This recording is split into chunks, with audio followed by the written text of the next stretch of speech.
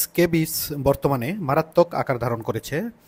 ছবিতে বাচ্চাটার যেই হাড়টা দেখতে পাচ্ছেন এবং যেই লিশনগুলো দেখতে পাচ্ছেন এগুলো হচ্ছে স্কেবিস। এবং স্কেবিস প্রপারলি চিকিৎসা না করার কারণে যেটা হচ্ছে এটাকে ইনফেকশন হয়ে গেছে এবং এটাকে বলা হয় ইনফেক্টেড স্কেবিস। এবং এখানে আরেকটা ছোট বাবু, ওর হাতটা তো দেখা যাচ্ছে, ওর হাতেও স্কেবিস থেকে ইনফেকশন হয়ে গেছে। মানে কি পরিমাণ মারাত্মক আকার ধারণ করলে এরকম ইনফেকশন হয়ে যায়। স্কেবিস হলে আপনারা কখনোই অবহেলা করবেন না, সাথে সাথে ডাক্তারের পরামর্শ নেবেন। আর কোনো বাচ্চার যদি ইনফেক্টেড স্কেবিস হয় তাহলে মনে রাখতে হবে 5 বছরের ঊর্ধ্বে বাচ্চাদের ইনফেক্টেড স্কেবিস থেকে কিডনিতে এজিএন নামক একটি রোগ হওয়ার সম্ভাবনা থাকে।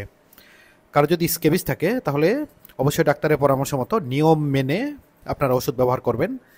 আর স্কেবিসের ওষুধ কীভাবে ব্যবহার করতে হবে এই নিয়ে আমার একটা ভিডিও আছে, এটা লিঙ্কটা আমি প্রথম কমেন্টে দিয়ে দিব। আর যদি কারো ইনফেক্টেড স্কেবিস হয় তাহলে অবশ্যই আগে ইনফেকশনের জন্য অ্যান্টিবায়োটিক খেতে হবে। ইনফেকশন যখন পুরোপুরি ঠিক হয়ে যাবে তখন স্কেবিসের ওষুধ নিয়ম মতো লাগাতে হবে। Thank you.